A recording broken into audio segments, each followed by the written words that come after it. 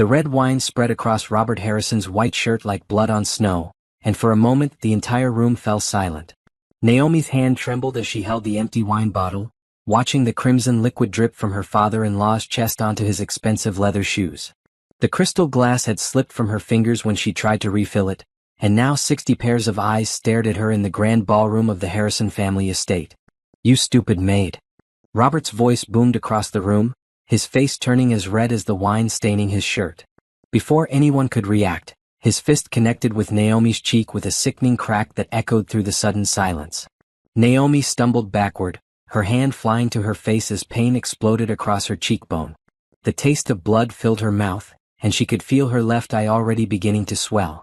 Through her tears, she saw the shocked faces of the guests, some recording with their phones, others simply staring in disbelief. "Dad." Tyler's voice finally broke through the silence, but he made no move to help his wife who was now leaning against the wall for support. "Look what this clumsy woman has done," Robert continued, gesturing wildly at his ruined shirt. 8 years I've put up with her serving us like she doesn't know her place. 8 years of watching my son married to someone who can't even pour wine properly." Naomi's vision blurred, not just from the tears but from the impact. She could hear whispers starting among the guests, feel their judgment like a physical weight on her shoulders. This was supposed to be a celebration of Robert's 65th birthday, a family gathering where she'd hoped to finally feel accepted after 8 years of marriage to Tyler. Instead, she stood there bleeding, humiliated in front of people who had never seen her as anything more than the help. "Tyler," she whispered, looking at her husband who stood frozen between his father and his wife. "Tyler, please?" Tyler's jaw clenched as he looked between his father and Naomi. His hands were shaking and she could see the internal war playing out across his features. For a moment, just a moment, she thought he might stand up for her. Thought he might finally choose her over his family's approval. "Naomi," Tyler said finally, his voice barely above a whisper but somehow carrying across the silent room. "You need to apologize to my father." The words hit her harder than Robert's fist had. She stared at Tyler, searching his face for any sign that he was joking, that he would protect her, that he would demand his father apologize for hitting her. Instead, she saw only embarrassment and the same disappointment she'd been seeing in his eyes for months. "Apologize." The word came out as a croak through her swollen lips. "Yes," Tyler said louder now, playing to the crowd. "Apologize for ruining Dad's birthday party, or—" He paused, looking around at his family members who were nodding in approval. "Or you can leave." The ultimatum hung in the air like smoke. Naomi felt something inside her chest crack, something that had been barely holding together for years. She looked around the room at the faces she tried so hard to please. Tyler's mother stood with her arms crossed, a satisfied smirk on her face. His sister Claire was recording everything on her phone. His brother Marcus nodded in agreement with the ultimatum. These people had never accepted her. Not when she'd given up her dreams of law school to support Tyler's career. Not when she'd spent every holiday cooking and cleaning while they sat around criticizing everything she did. Not when she'd suffered 3 miscarriages alone because Tyler was always too busy with work to go to the doctor with her. "Well?" Robert demanded, straightening his tie despite the wine stain. "We're waiting for your apology, girl." Naomi slowly straightened up, ignoring the pain in her face. She looked directly at Tyler, memorizing the face of the man she'd loved for 10 years, married for 8. The man who was choosing his father's pride over her dignity. "You're right," she said quietly, and she saw relief flash across Tyler's face. He thought she was going to apologize, going to back down like she always did. Instead, Naomi walked past him toward the exit, her heels clicking against the marble floor. Each step felt like breaking free from chains she didn't even know she'd been wearing. "Where are you going?" Tyler called after her, confusion replacing relief in his voice. Naomi stopped at the grand entrance doors and turned back one last time. Her left eye was nearly swollen shut, blood was dried on her lips, and her emerald green dress was wrinkled from the assault. But for the first time in years she felt something she'd almost forgotten: dignity. "I'm leaving," she said loud enough for everyone to hear. "Just like you told me to." The doors closed behind her with a finality that seemed to echo through her bones. As she walked down the marble steps of the Harrison estate, Naomi realized she wasn't crying anymore. The pain in her face was nothing compared to the pain that had been growing in her heart for years. She climbed into her car, an old Honda that Tyler had always been embarrassed by, and drove away from the only life she'd known as an adult. In her rearview mirror, she could see the lights of the party continuing, could imagine them all talking about her, dissecting what had just happened. Let them talk. She was done being their entertainment, their servant, their punching bag. As she drove through the night toward her small apartment across town, Naomi had no idea that her phone was already buzzing with missed calls. She had no idea that her walking away would set off a chain reaction that would destroy everything the Harrison family had built. She only knew that for the first time in 8 years she was choosing herself. Naomi's hands shook as she turned the key in the lock of the small apartment she'd kept secret from Tyler and his family. It was her safety net, paid for with money she'd saved from her part-time job at the local library, a job Tyler had called embarrassing, but had allowed her to keep because it gave her something to do. The apartment was tiny, just a studio with a kitchenette and a small bathroom, but it was hers. She'd furnished it with second-hand finds and books, creating a space that felt nothing like the cold perfection of the Harrison mansion where she'd been living for the past 3 years. As she closed the door behind her, the silence hit her like a wave. She leaned back against the door and slowly slid down until she was sitting on the floor, finally allowing herself to feel the full weight of what had just happened. Her phone buzzed against her purse, and she pulled it out to see Tyler's name on the screen. She declined the call, but immediately it started ringing again. Then again. She turned the phone face down and tried to ignore it, but the buzzing continued relentlessly. After 30 minutes of constant calls, Naomi finally looked at her phone. The screen showed 70 missed calls, 45 from Tyler, 12 from his mother Beverly, 8 from Robert, and 5 from various family members. There were also 23 text messages, but she couldn't bring herself to read them yet. She walked to her small bathroom and looked at herself in the mirror for the first time since leaving the party. Her left eye was completely swollen shut now, purple and angry. Her lip was split and crusted with dried blood. There were finger-shaped bruises forming on her upper arm where Robert had grabbed her before hitting her. For 8 years, she'd made excuses for their treatment of her. They were just traditional. They didn't mean to be condescending. They were protecting their son. But looking at her battered face in the mirror, Naomi realized she'd been lying to herself. This wasn't love. This wasn't family. This was abuse, plain and simple. She gently cleaned her wounds and applied ice to her swollen eye, then changed into comfortable clothes, her own clothes, not the designer dresses Tyler preferred her to wear to family events. As she moved around her small sanctuary, memories flooded back of how she'd ended up here. She'd met Tyler in college when she was studying pre-law and he was in business school. He'd been charming, ambitious, and seemingly supportive of her dreams. They talked for hours about their future together, how they'd both have successful careers, how they'd be partners in every sense of the word. But after graduation, Tyler had gotten a job at his father's company, and suddenly their plans changed. His family needed him to focus completely on work. Law school could wait. Maybe she could apply next year or the year after that. Next year became 8 years of waiting. 8 years of being told she was too emotional, too sensitive, too unrealistic. 8 years of family dinners where she was expected to serve and clean while the real family members discussed business and politics. 8 years of being introduced as Tyler's wife, instead of by her own name. 8 years of losing herself piece by piece until she barely recognized the woman in the mirror. Her phone rang again, startling her out of her thoughts. This time it was Tyler's sister Claire. Naomi declined the call, but then the texts started coming in rapid succession. From Tyler, come home. We need to talk. From Tyler, you're being dramatic. Just come back and apologize. From Tyler, my family is asking where you went. You're embarrassing me. From Beverly, young lady, you will apologize to Robert immediately. From Robert, tell my daughter-in-law she better fix this mess she created. Daughter-in-law.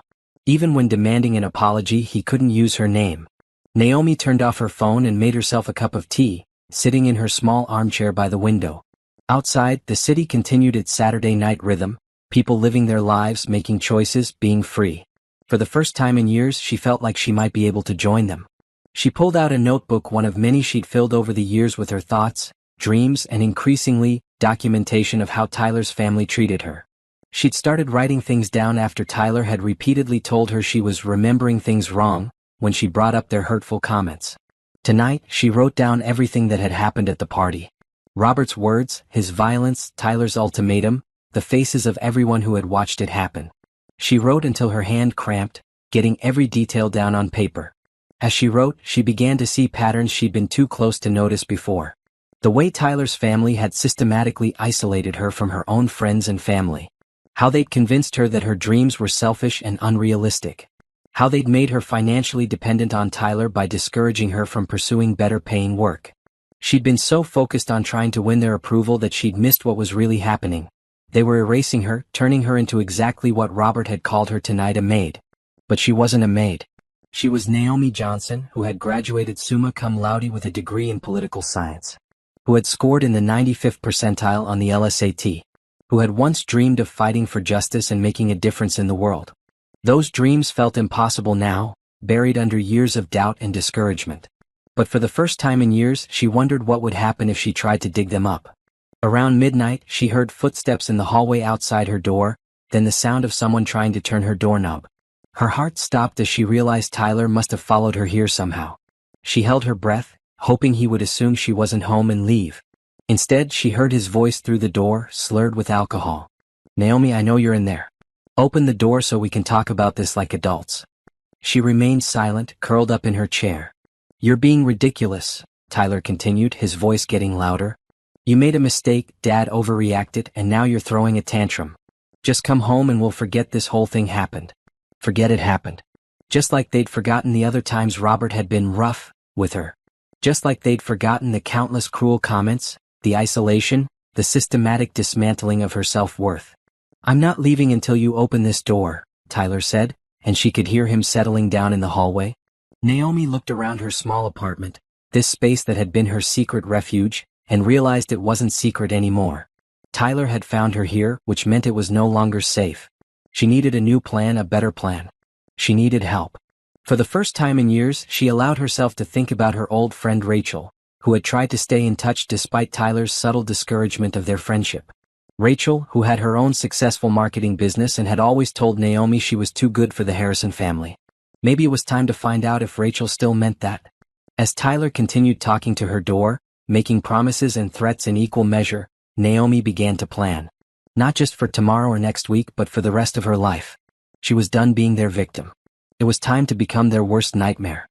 Naomi woke to the sound of pounding on her door and Tyler's voice, no longer slurred but sharp with anger and desperation.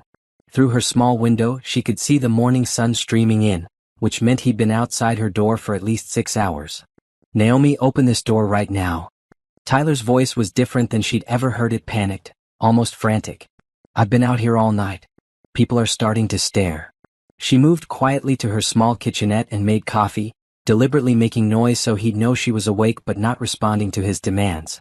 The defiance felt foreign but surprisingly liberating. "I talked to Dad this morning," Tyler continued through the door. "He's willing to forget what happened if you just come home and apologize. He admits he might have overreacted a little." A little. Robert had punched her in the face in front of 60 people, and Tyler was calling it overreacting a little. Her phone, which she turned back on to call Rachel, immediately started buzzing with messages. Most were from Tyler and his family, but there were also several from numbers she didn't recognize. Apparently, word of what had happened was spreading. She scrolled through Tyler's messages from the night, and her stomach turned. "Stop being dramatic and come home. You're embarrassing our entire family. If you don't come back by tomorrow, there will be consequences. I won't keep begging forever, Naomi." Then from just an hour ago, "I love you. Please don't throw away 8 years over one bad night." One bad night. As if 8 years of systematic emotional abuse could be reduced to one bad night. The pounding on the door intensified. "I can hear you moving around in there. Just open the door so we can talk face to face like married people." Instead of opening the door, Naomi called Rachel. "Naomi?" Rachel's voice was surprised but warm. "Girl, it's been forever. How are you?" "Rachel, I need help." The words came out in a rush, and suddenly Naomi was crying for the first time since leaving the party. "Something happened last night and I don't know what to do." "Where are you?" "I'm coming to get you." Naomi gave her the address, and Rachel promised to be there in 20 minutes. As she hung up, Tyler's voice changed tone again. "Fine. You want to play games? I've canceled your credit cards. Good luck surviving on your library salary. And before you get any ideas about divorce, remember that Dad's lawyers are the best in the state. You'll get nothing." The threat hit her like cold water, snapping her out of her emotional fog. This was Tyler showing his true colors, not the charming man she'd fallen in love with, but the calculating businessman his father had raised him to be. She began packing quickly, throwing clothes and her notebooks into a suitcase. She grabbed her laptop, her important documents from a hidden folder, and the small emergency fund she'd been building in cash over the past 2 years. When she heard Rachel's voice in the hallway, Naomi felt a surge of relief. "Excuse me, you need to move away from this door," Rachel was saying firmly. "Who are you?" Tyler demanded. "I'm the friend who's about to call the police if you don't stop harassing this woman." Naomi opened the door to find Rachel standing protectively between her and Tyler, who looked awful. His expensive suit was wrinkled, his hair was disheveled, and he clearly hadn't slept. But what struck her most was the cold anger in his eyes when he looked at her. "Rachel," Tyler said, recognition dawning. "I should have known you'd be involved in this. You've always tried to turn my wife against my family." "Your wife has a name," Rachel said coolly. "And from the look of her face, your family has been turning against her just fine without my help." Tyler's gaze moved to Naomi's bruised face, and for a moment she saw something that might have been regret. But then his expression hardened again. "That was an accident," he said. "Dad was upset about his shirt. He didn't mean to hit her so hard." "He didn't mean to hit her at all," Rachel shot back. "Normal people don't punch other people over spilled wine." "You don't understand our family dynamics," Tyler said, his voice taking on the condescending tone Naomi knew so well. "This is between me and my wife." "No," Naomi said, speaking for the first time since opening the door. "It's not." Tyler looked at her hopefully, as if he thought she was about to send Rachel away and come home with him. Instead, she picked up her suitcase and stepped out of the apartment, locking the door behind her. "Where are you going?" Tyler demanded, moving to block her path. "Away from you," she said simply. "You can't just leave. We're married. We have obligations to each other, to my family.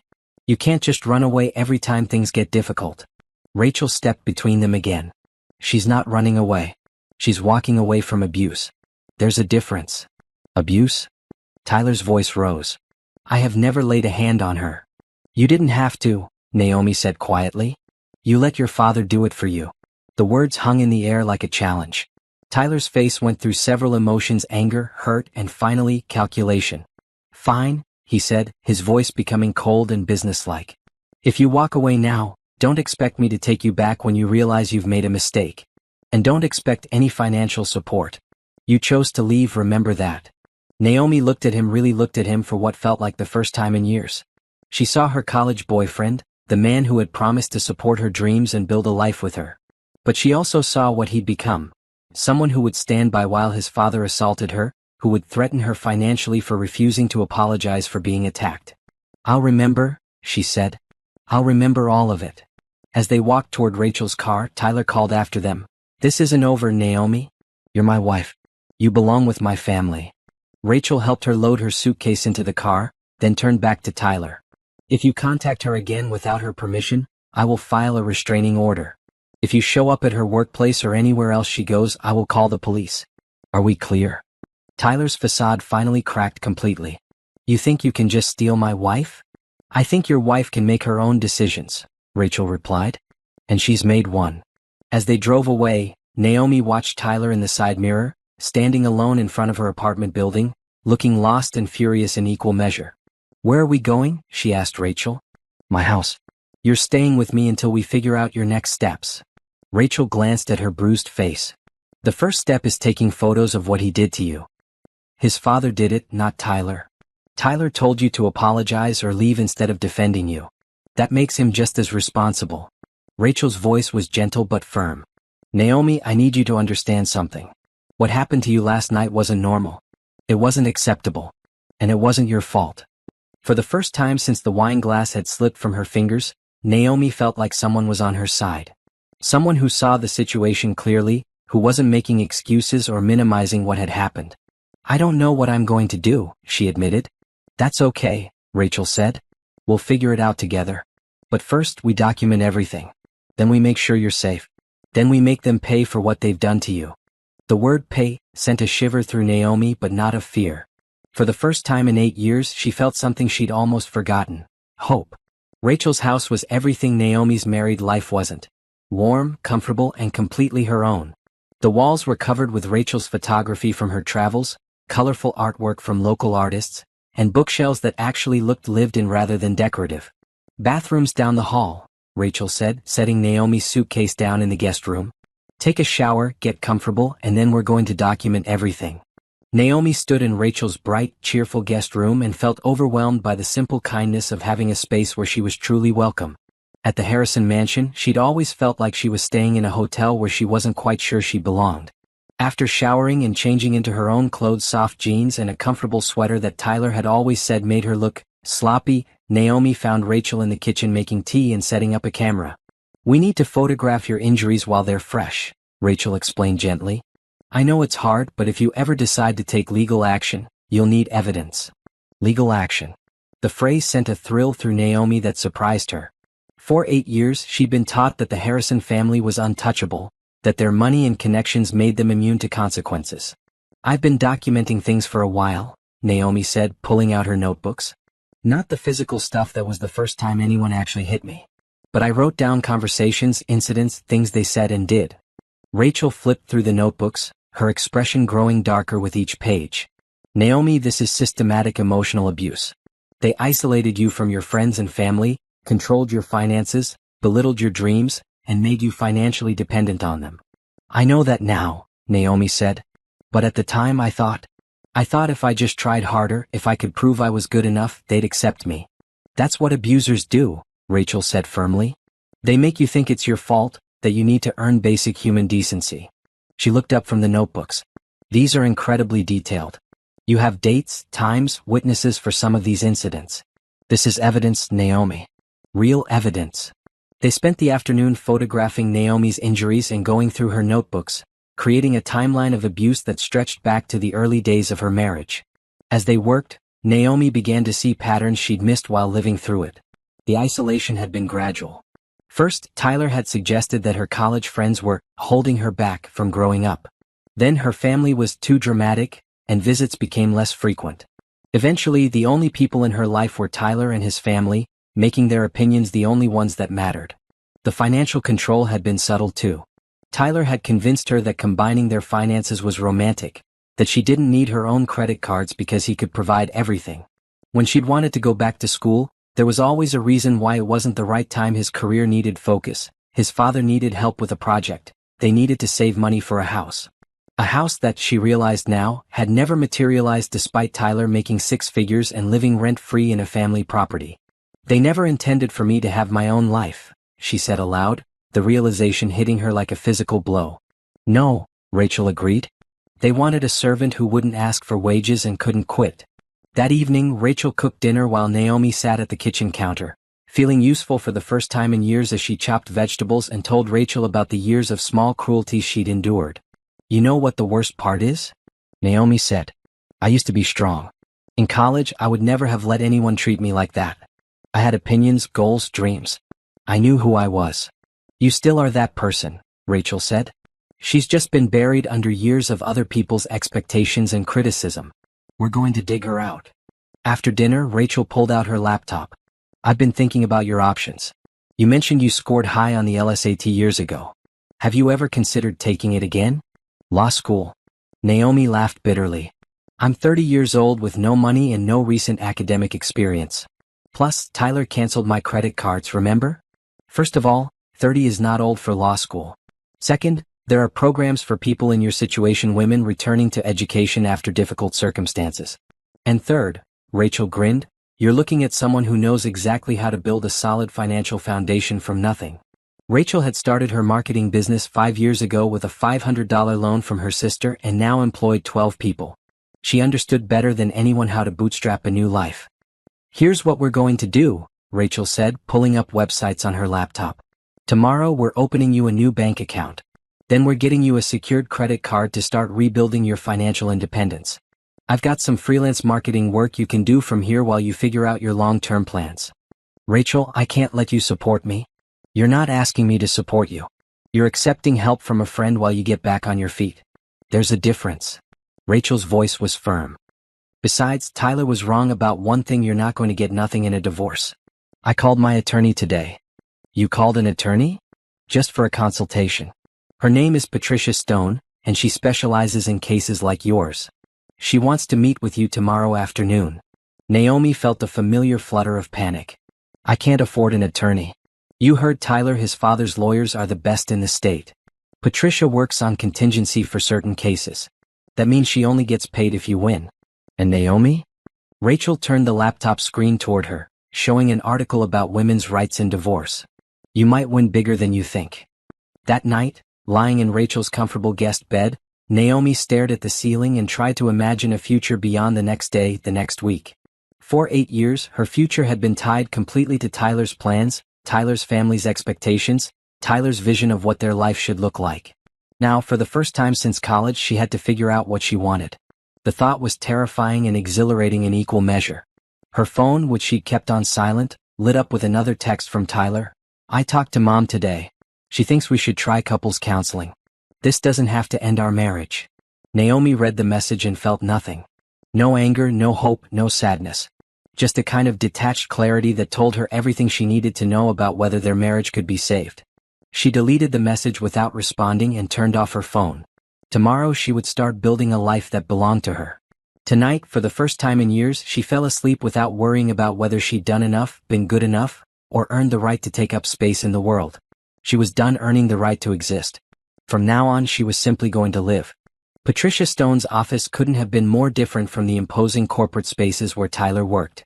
Located in a converted Victorian house, it felt more like a comfortable living room than a legal office, with soft lighting, plants on every surface, and walls lined with books rather than intimidating legal tomes. Patricia herself was a petite black woman in her 40s with natural hair and laugh lines around intelligent eyes. She wore a simple business suit but moved with the confidence of someone who'd fought many battles and won most of them. Before we start, Patricia said, settling into the chair across from Naomi with a cup of tea, I want you to know that everything you tell me today is confidential, whether or not you decide to hire me. This is a safe space. Naomi had brought copies of her notebooks and the photos Rachel had taken of her injuries. As she spread them across Patricia's coffee table, she felt exposed but also strangely empowered. For the first time, someone with legal expertise was going to hear her story. Tell me about your marriage, Patricia said simply. Naomi started with the night before, but Patricia gently guided her back to the beginning. How she'd met Tyler, how their relationship had changed after graduation, how she'd gradually given up her own goals to support his career. You mentioned you scored in the 95th percentile on the LSAT, Patricia said, making notes. What happened to those law school plans? Tyler said his family needed him to focus on the business. He promised I could apply once he was established, but there was always another reason to wait. His father needed him for a big deal, we were saving for a house, I should get some work experience first. And during this time were you working? Part-time at the library. Tyler said it wasn't worth me working full-time because his salary could support us both, and his family needed help with entertaining and managing their properties. Patricia's pen stopped moving. Managing their properties? I basically ran the household for Tyler's father's estate. Managed the staff, organized events, handled his social calendar. Tyler said it was good experience and it helped the family. Were you paid for this work? No, Tyler said it was part of being in the family. But looking back. Naomi paused, seeing the situation clearly for the first time. I was working full-time for them without compensation. Patricia made more notes. Tell me about the family finances. Did you have access to bank accounts, credit cards, investments? We had a joint checking account, but Tyler managed everything. He said I was too emotional to handle money decisions. I had a credit card, but it was under his account. Naomi's cheeks burned with embarrassment. I realize now how naive that was. It wasn't naive. It was manipulation. Patricia's voice was matter-of-fact but kind. Financial abuse is one of the most effective ways to control someone. Tell me about Tyler's assets. Naomi described what she knew, Tyler's salary from his father's company, the trust fund he'd mentioned but never discussed in detail, the properties the family owned, and the expensive lifestyle they maintained. He always said we were comfortable, but not wealthy, Naomi explained. But we lived in a mansion, he drove luxury cars, and his family took vacations to Europe every year. Patricia leaned forward. In 8 years of marriage, did you ever see tax returns, bank statements, or investment portfolios? No. Tyler said those things were boring and I didn't need to worry about them. The pattern was becoming clearer to Naomi as she spoke. Whenever I asked questions about money, he'd say I was being suspicious or materialistic. What about gifts? Jewelry, cars, anything significant he gave you during the marriage? Naomi thought about it. Not really. I mean, he bought me clothes for family events, but they were more about how I represented the family than gifts for me. The jewelry I wore to parties belonged to his mother originally. Patricia set down her pen and looked directly at Naomi. I'm going to be very honest with you. Based on what you've told me, I believe your husband and his family have been engaged in systematic financial and emotional abuse. More importantly for our purposes, I think they've been hiding significant assets that you're entitled to as his spouse. But Tyler said his father's lawyers would make sure I got nothing in a divorce. His father's lawyers represent his father's interests, not Tyler's and certainly not yours. Patricia smiled grimly. In this state, marital assets are divided equitably regardless of whose name is on the papers. If Tyler received income, gifts, or trust fund distributions during your marriage, you're entitled to half of the marital portion. She pulled out a legal pad and began sketching out a timeline. You've been married 8 years. During that time, you've provided unpaid labor worth potentially hundreds of thousands of dollars, household management, event planning, social coordination. You've also sacrificed your own earning potential to support his career advancement. I never thought about it that way. Most people don't, especially when they're in the middle of the situation. Patricia tapped her pen against the pad. Tell me about Robert's assault last night. Were there witnesses? About 60 people at the party. Some were recording with their phones. Good. We'll need to identify those witnesses and try to obtain any video evidence. Patricia made another note. Have you seen a doctor about your injuries? No, just Rachel taking photos. We're scheduling you for a medical exam this afternoon. You need official documentation of your injuries from a healthcare provider. Naomi felt overwhelmed by how quickly things were moving, but also relieved that someone was finally taking charge of a situation that had felt hopeless just 24 hours earlier. Patricia, I need to ask, what are the chances I could actually win against the Harrison family? They have money, connections, influence. And you have documentation, witnesses, and the law on your side. Patricia leaned back in her chair. Naomi, I've been practicing family law for 15 years. I've seen cases like yours many times, and I've learned something important. Wealthy families who think they're above the law often get sloppy about hiding their tracks. She pulled out a tablet and showed Naomi a newspaper photo from the society pages. Tyler and his family at a charity gala just 2 months earlier. Tyler was wearing a watch that Naomi recognized as costing more than most people's annual salary. This photo shows your husband wearing a $50,000 watch at a public event. The car he drove to pick you up from your apartment yesterday? That's a $80,000 BMW. The family estate where the party took place? It's worth at least $2 million. Patricia swiped through more photos. These people aren't hiding their wealth, they're flaunting it. They just thought you'd never challenge them. But what if they retaliate? Tyler threatened me financially yesterday. Any retaliation will just give us more evidence of their pattern of abuse and control. Patricia's expression hardened. Naomi, I'm going to tell you something that might sound harsh, but it's important. You've already lost everything that mattered to you in this marriage. Your independence, your dreams, your self-respect. The only thing left to lose is your fear. The words hit Naomi like a physical blow, but they also felt true. She had been afraid for so long, afraid of disappointing Tyler, afraid of not meeting his family's standards, afraid of being alone, that fear had become her default setting. What would happen if I hired you? She asked.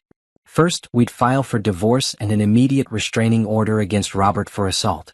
Then we'd begin the discovery process to uncover Tyler's real financial situation.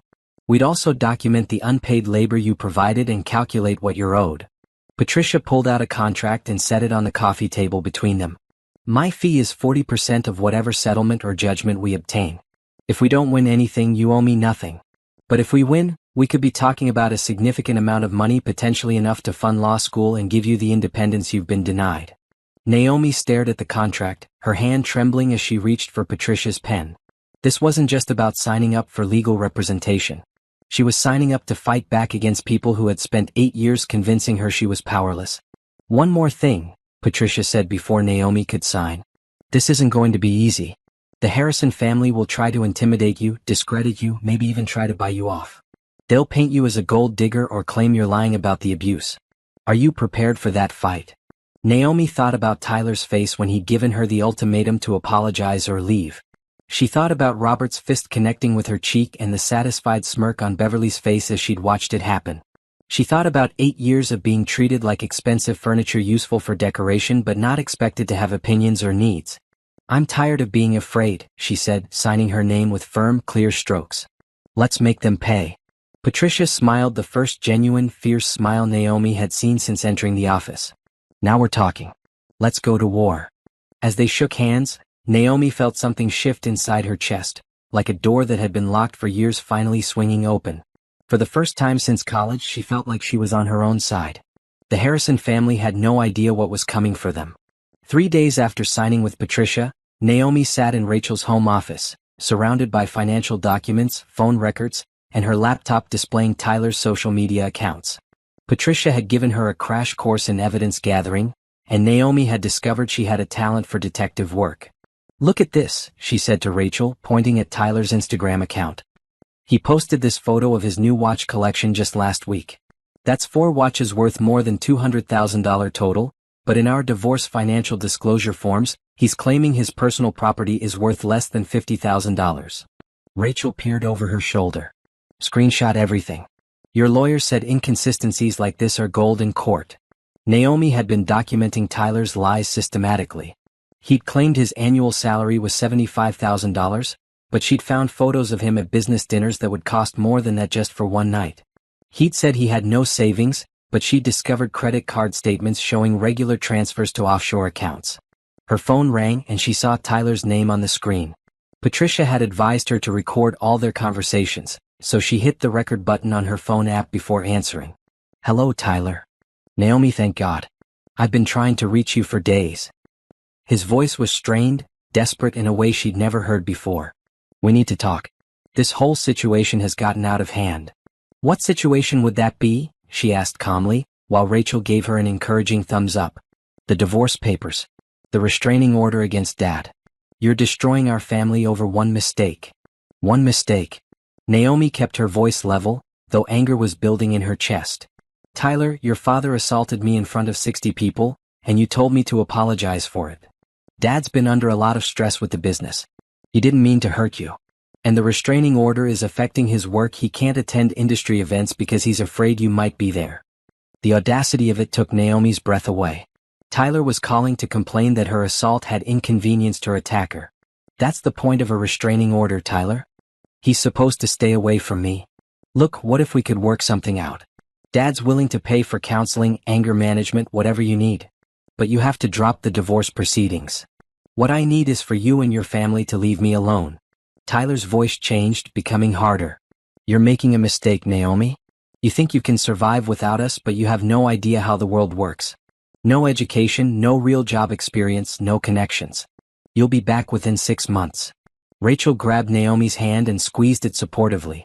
"Maybe," Naomi said. "But at least I'll be back as myself, not as your family's unpaid servant." "Servant?" Tyler's laugh was harsh. "We gave you everything. A beautiful home, financial security, a place in one of the most respected families in the city. And you threw it all away because Dad lost his temper for 5 seconds. You gave me nothing that belonged to me. Everything came with conditions, expectations, and the constant threat that it could be taken away if I didn't perform well enough." There was a long pause.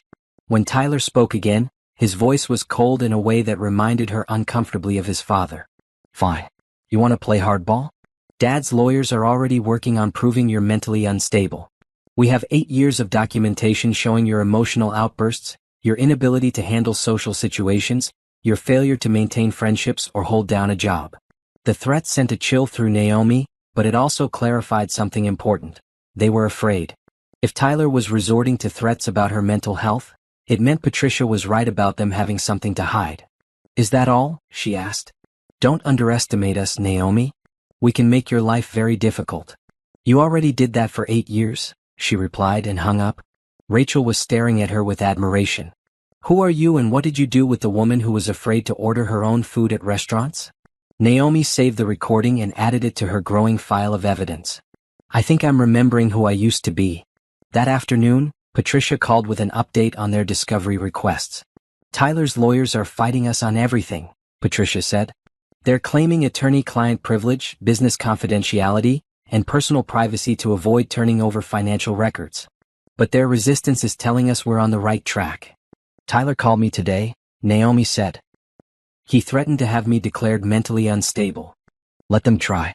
We have medical records showing you've never been treated for mental health issues, plus testimony from your friend Rachel and documentation of your academic achievements. Meanwhile, we have photos of you with a black eye from his father's assault." Patricia paused, and Naomi could hear papers shuffling. "Actually, their threat gives us an opening. If they're planning to attack your mental state, we can request psychological evaluations for both you and Tyler. I'm betting he won't come out of that looking great." "What do you mean?" "Men who enable and participate in systematic emotional abuse often have their own psychological issues. Control, manipulation, gaslighting, these aren't behaviors of mentally healthy people."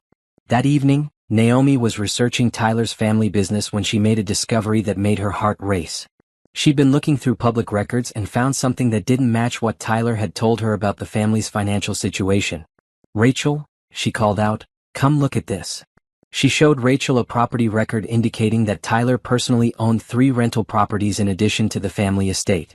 The properties were worth over $1.5 million combined and generated approximately $8,000 per month in rental income. "He told me he didn't own any property," Naomi said. "He said we were living in his father's house because he couldn't afford his own place yet." "This is huge," Rachel said. "He's been hiding major assets while claiming poverty in your divorce." Naomi kept digging, and the more she found, the angrier she became. Tyler had been receiving distributions from a family trust worth over $3 million. He owned stock in his father's company worth hundreds of thousands of dollars. He had multiple bank accounts she'd never known about. For 8 years, she'd been clipping coupons and buying generic groceries while Tyler had been secretly wealthy. Her phone buzzed with a text from a number she didn't recognize. "Stop digging into things that don't concern you. Some secrets are dangerous."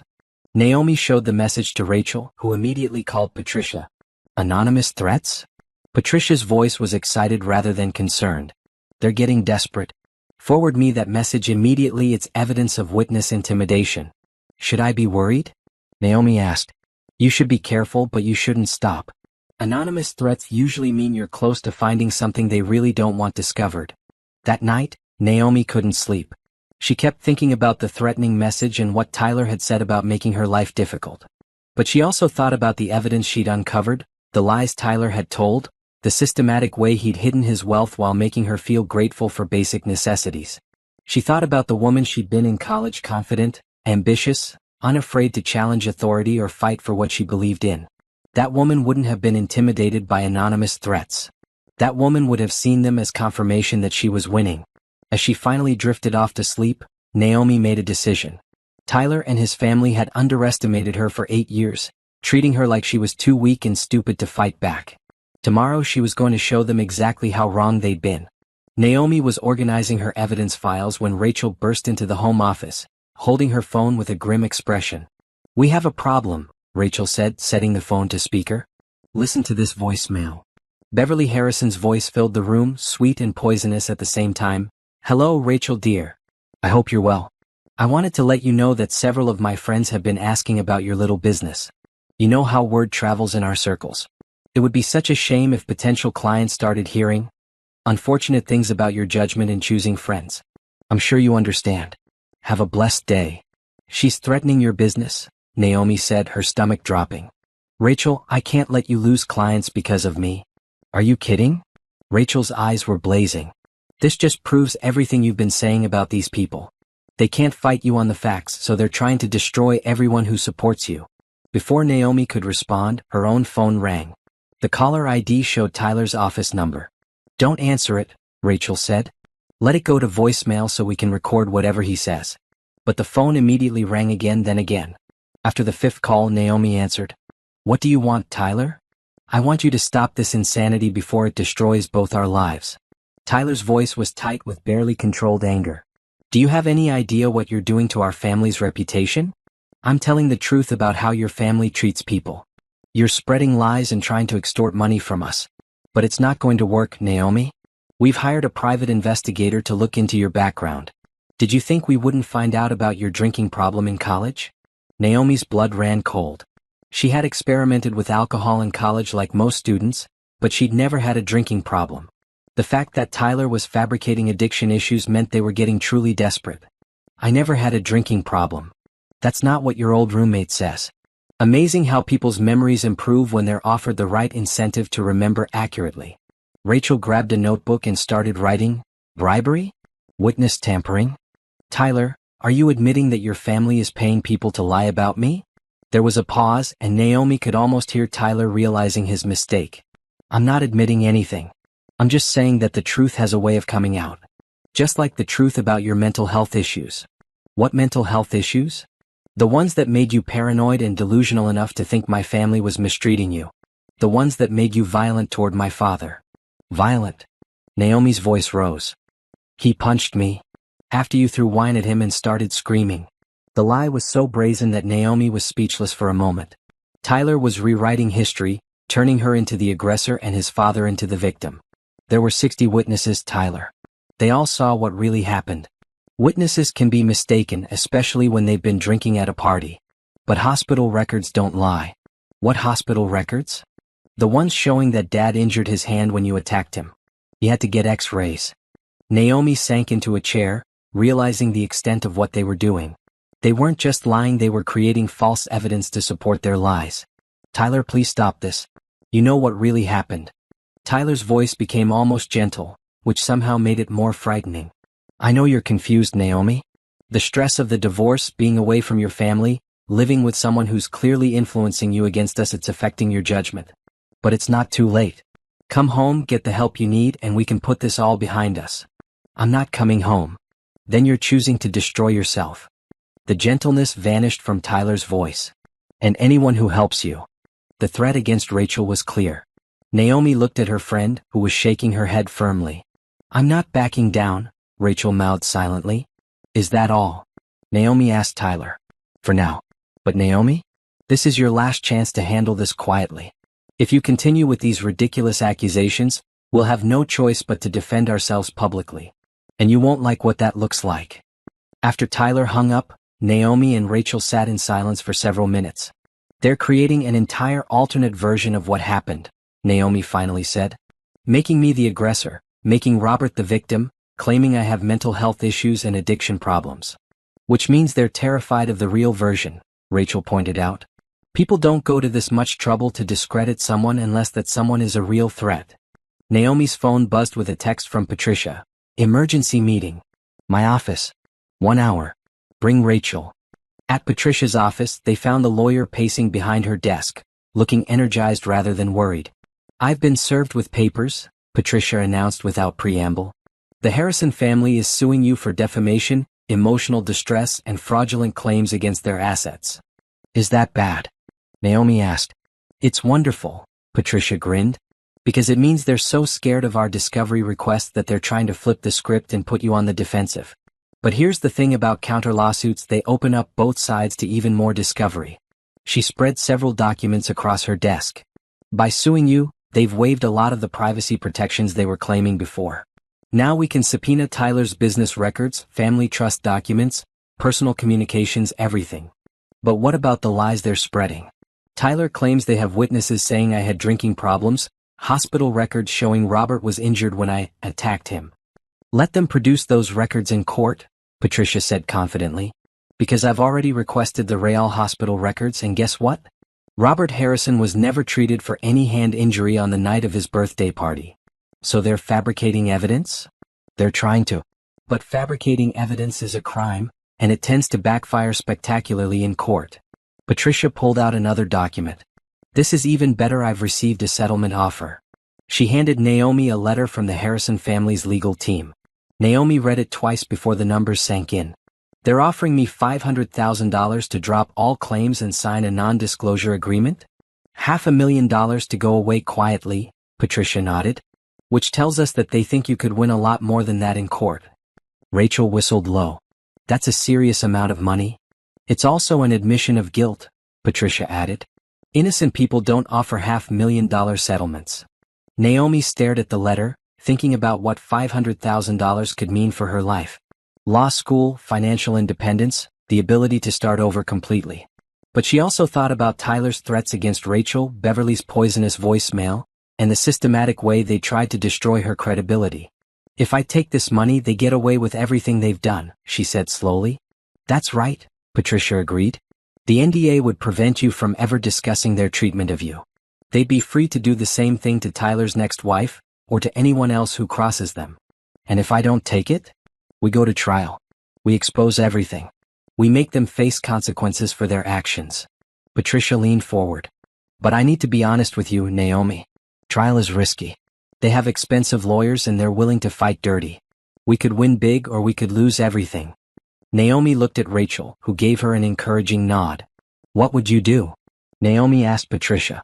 I'd burn their world down, Patricia said without hesitation. But it's not my decision to make. Naomi took the settlement letter and slowly tore it in half. Then let's burn it down. The Harrison family's confidence began cracking exactly 1 week after Naomi rejected their settlement offer. It started with a phone call from Patricia that made Naomi's hands shake with excitement. We hit the jackpot, Patricia announced. Remember those offshore accounts Tyler was transferring money to? They're not just hidden assets, they're tax evasion. The IRS is very interested in our evidence.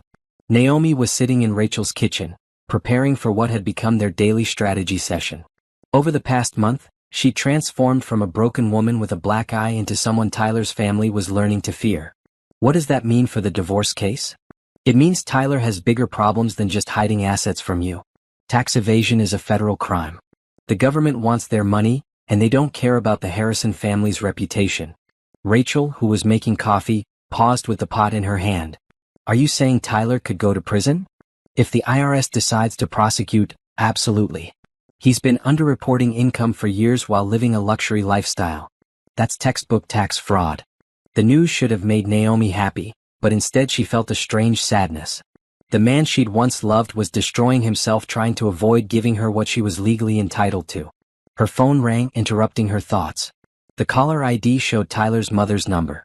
Beverly, Naomi answered, putting the call on speaker so Patricia and Rachel could hear. Naomi, dear, I think it's time we had a woman-to-woman conversation. Beverly's voice was different, less imperious, more calculating.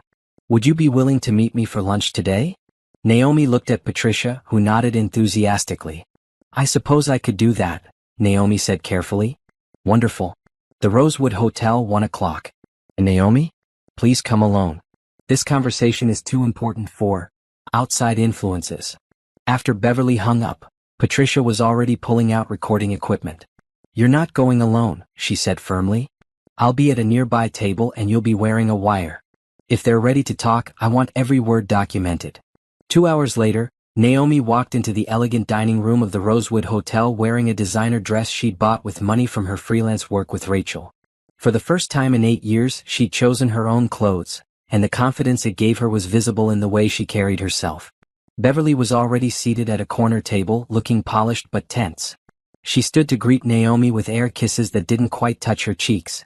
You look wonderful, dear, Beverly said, though her eyes took in Naomi's transformation with obvious displeasure.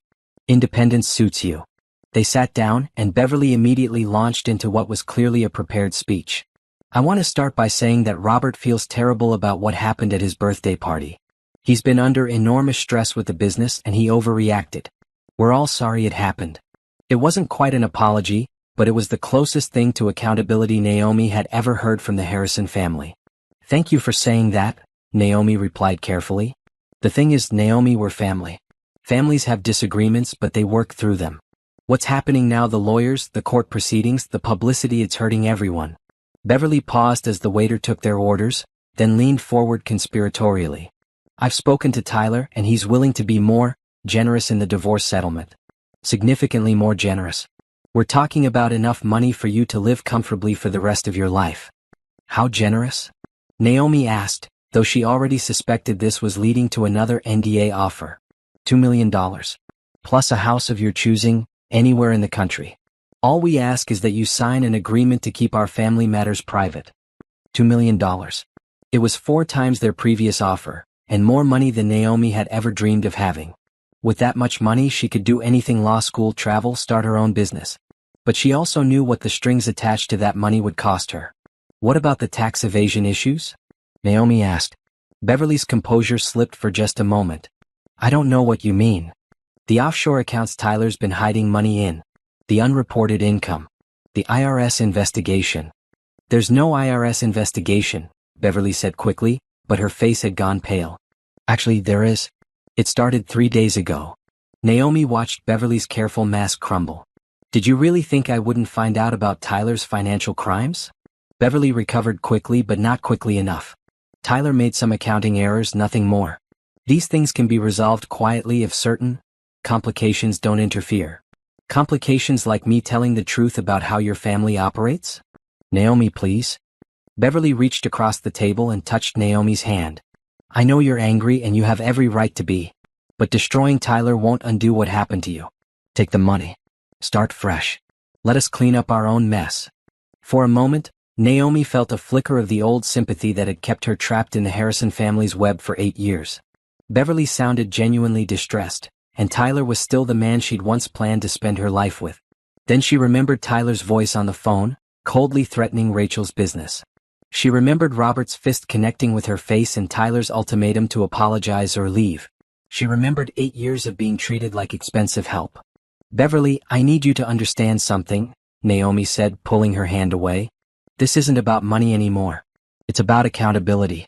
Your family spent 8 years convincing me I was worthless, and now you're finding out what happens when worthless people stop believing they're worthless. Beverly's expression hardened. You're making a mistake, Naomi. We tried to handle this gracefully, but you're forcing us to get ugly.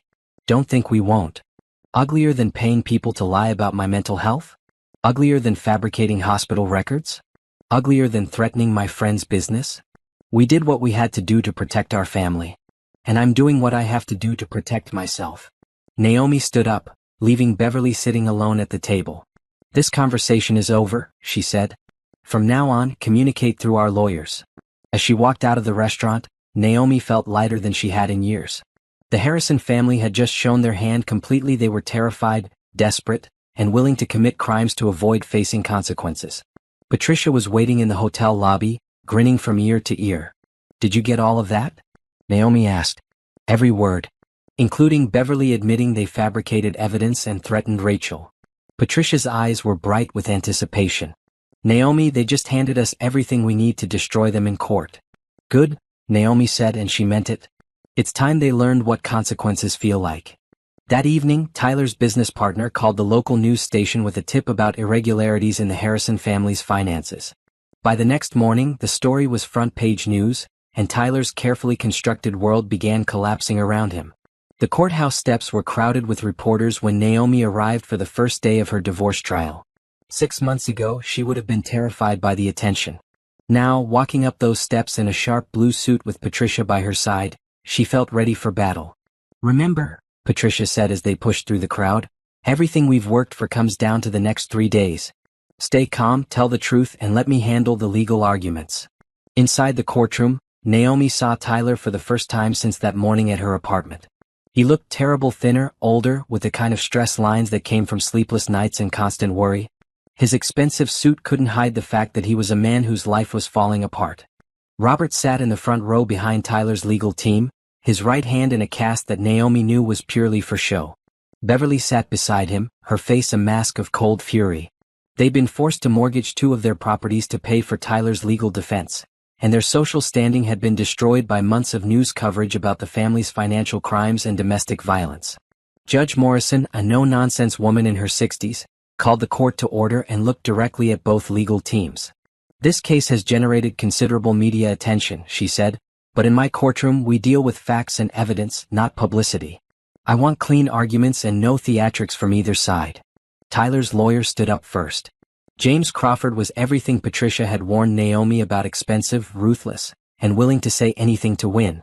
Your Honor, this case is a textbook example of vindictive litigation. Mrs. Harrison is a woman scorned, seeking to destroy her husband's family because she couldn't handle the social pressures of marrying into wealth and prominence. He painted a picture of Naomi as mentally unstable, financially motivated, and prone to dramatic overreactions. According to Crawford, the minor altercation at Robert's birthday party had been blown out of proportion by a woman seeking to profit from her own failures. The plaintiff claims 8 years of systematic abuse, Crawford continued, but what she actually experienced was 8 years of being supported by a family that asked only that she contribute to their household and social obligations. Instead of gratitude, she responded with increasingly erratic behavior that culminated in her assault on Mr. Robert Harrison. Naomi's hands clenched in her lap as Crawford described her as the aggressor in an incident where she'd been punched in the face. But Patricia had prepared her for this. When it was Patricia's turn to present the opening argument, she stood up with a thick folder of evidence. Your Honor, over the next 3 days, we will prove that Naomi Johnson was the victim of systematic financial, emotional, and ultimately physical abuse by the Harrison family.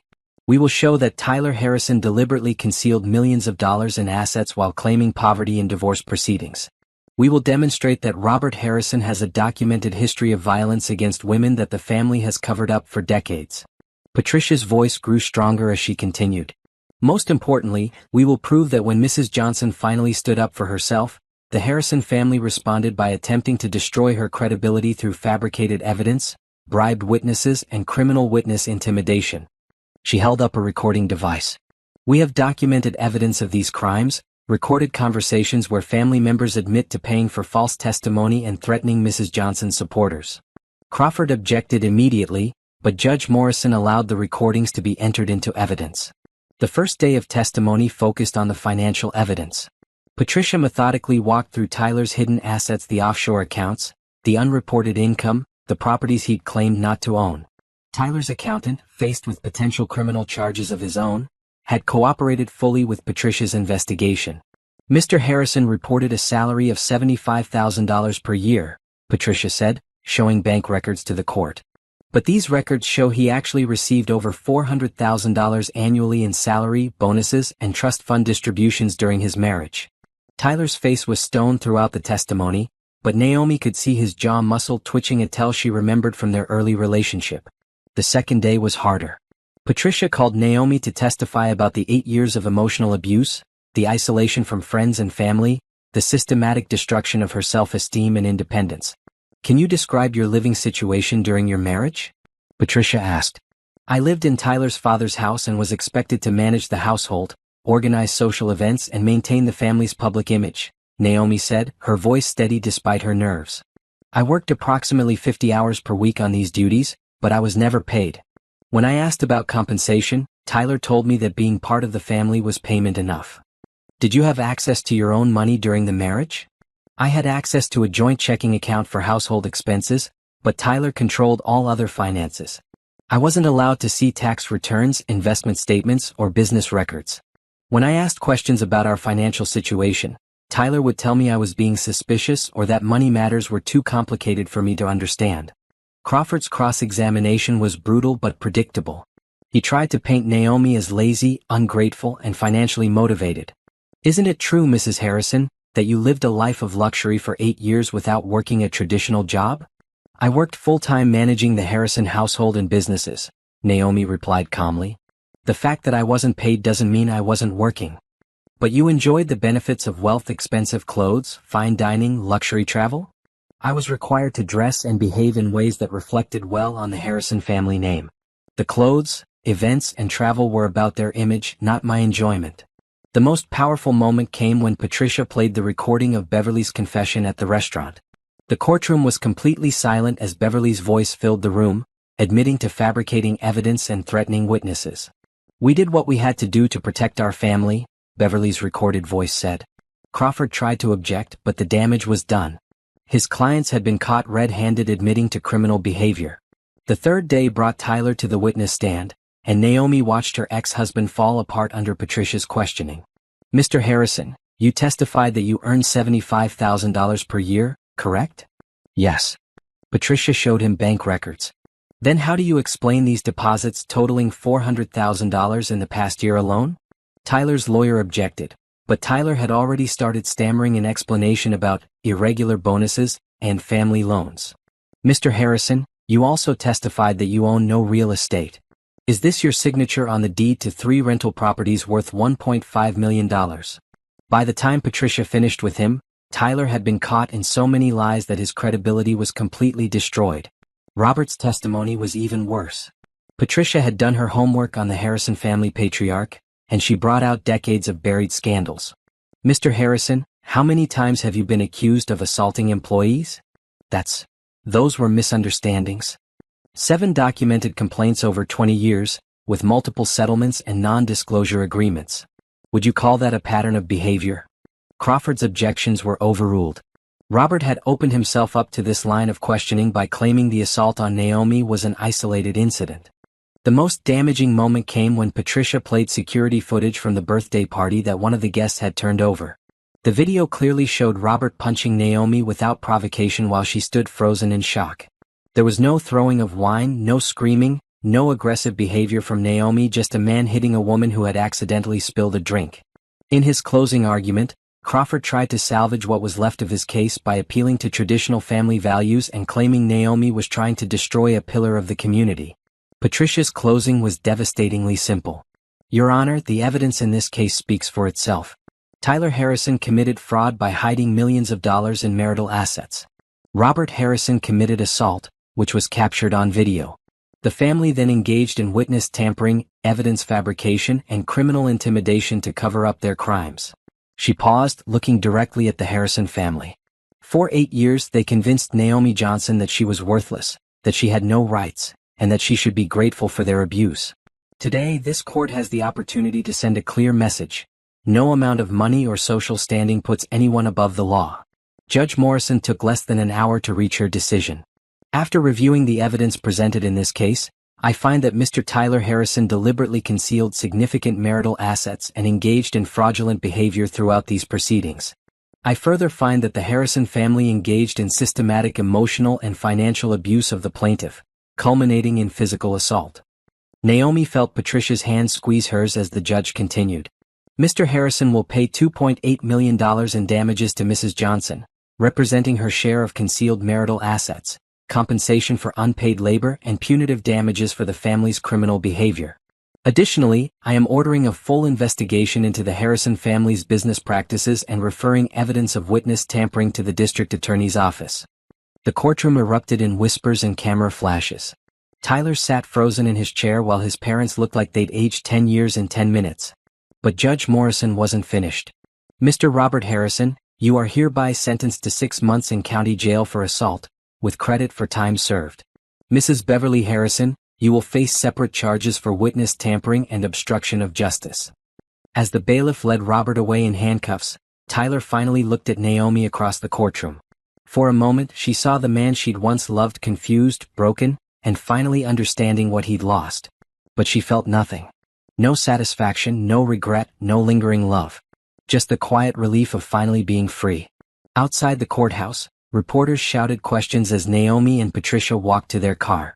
Mrs. Johnson, how do you feel about the verdict?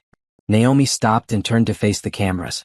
For 8 years, she'd been silent while the Harrison family controlled the narrative about her life. I feel like justice was served, she said simply. No one should have to live in fear of speaking up about abuse, regardless of how wealthy or powerful their abusers are. What's next for you? Naomi smiled, and for the first time in years, it was completely genuine. I'm going to law school, she said. And I'm going to help other women find their voices. As they drove away from the courthouse, Patricia turned to her with a grin. So, counselor, ready to change the world? Naomi looked back at the courthouse where she just reclaimed her life and her future. I already started. 1 year later, Naomi stood in the law library of Columbia University, surrounded by case files and legal textbooks, preparing for her final exams of first year. At 31, she was older than most of her classmates, but she'd never felt more at home anywhere in her life. Her phone buzzed with a text from Rachel. Dinner tonight to celebrate your contract's exam? I'll cook. Naomi smiled as she typed back. Only if you promise not to ask me to explain property law again. The settlement money had given her financial freedom, but more importantly, it had given her choices. She'd used part of it to fund a scholarship program for women leaving abusive relationships who wanted to return to school. Another portion had gone to establishing a legal clinic that provided free representation for domestic abuse survivors. The rest had simply given her the luxury of pursuing her dreams without worrying about money. Her phone rang and she saw Patricia's name on the screen. How's law school treating you, counselor? Patricia asked. Like I was meant to be here, Naomi replied honestly. How's the Harrison aftermath? Well, Tyler just finished his second round of plea negotiations with the IRS. He's looking at 3 years in federal prison and complete financial ruin. Robert served his 6 months and is now working at a car wash because no one will hire him for anything else. Beverly is facing 2 years for witness tampering. Naomi felt a flicker of something that might have been sadness, but it passed quickly. She'd learned to separate the consequences of their choices from any responsibility she felt for their outcomes. What about their social standing? completely destroyed. The country club revoked their membership, their business partnerships have been dissolved, and they had to sell the family estate to pay legal fees and back taxes. Patricia paused. Tyler's been asking about you, by the way. He wants to write you a letter. To say what? Probably to apologize, ask for forgiveness, maybe try to explain himself. Patricia's voice was carefully neutral. Do you want me to give him your address? Naomi considered it for a moment. Part of her was curious about what Tyler would say now that he'd lost everything and faced the consequences of his choices. But a larger part of her knew that chapter of her life was completely closed. No, she said finally. I don't need his apology and I don't need to provide him with absolution. Let him live with his choices the same way I had to live with mine. After hanging up with Patricia, Naomi packed up her study materials and walked across campus to her favorite coffee shop. As she waited in line, she overheard two students talking about their summer internship plans. I'm working at a corporate firm in Manhattan, one said. The money is incredible but the hours are brutal. I'm doing public interest work, the other replied. The pay is terrible but at least I'll be helping people. Naomi smiled, remembering when she'd thought those were the only two options, money or meaning, but never both. Now she knew better. Her clinic was already profitable and more importantly, it was making a real difference in women's lives. Her phone buzzed with an email notification. The sender's name made her pause. Dr. Michael Chin, Professor of Constitutional Law. The email was brief. Ms. Johnson, I've been following your work with domestic abuse survivors. Would you be interested in discussing a research position for next year? I believe your perspective could contribute significantly to our work on legal remedies for systematic abuse. Naomi read the email twice, hardly believing it. Professor Chin was one of the most respected legal scholars in the country, and he was asking her to join his research team as a first-year student. She typed back quickly, Professor Chin, I would be honored to discuss this opportunity. When would be convenient for you? As she hit send, Naomi realized how different her response was from the woman she'd been just a year earlier. That woman would have agonized over every word, second-guessed her qualifications, and probably talked herself out of responding at all. This woman knew her worth. That evening, Rachel made good on her promise to cook dinner, and they sat on the balcony of Rachel's apartment, looking out over the city lights. Remember when you first came here? Rachel asked. You were so broken I wasn't sure you'd ever put yourself back together. I wasn't broken, Naomi corrected. I was buried. There's a difference. What's the difference? Broken things need to be fixed. Buried things just need to be dug up. Naomi sipped her wine and thought about the journey that had brought her here. The woman I am now isn't new, she's who I always was underneath all their lies and control. Rachel raised her glass. To digging yourself up. To never burying myself again, Naomi replied, clinking her glass against Rachel's. Later that night, alone in her small apartment near campus, Naomi opened her laptop and began writing. She'd been working on a book about her experience not for profit or publicity, but because she'd learned that her story could help other women recognize the signs of systematic abuse before it was too late. She wrote about the gradual erosion of her independence, the way Tyler's family had convinced her that their treatment was normal and even generous. She wrote about the moment she'd chosen to leave rather than apologize for being assaulted, and how that single decision had changed everything.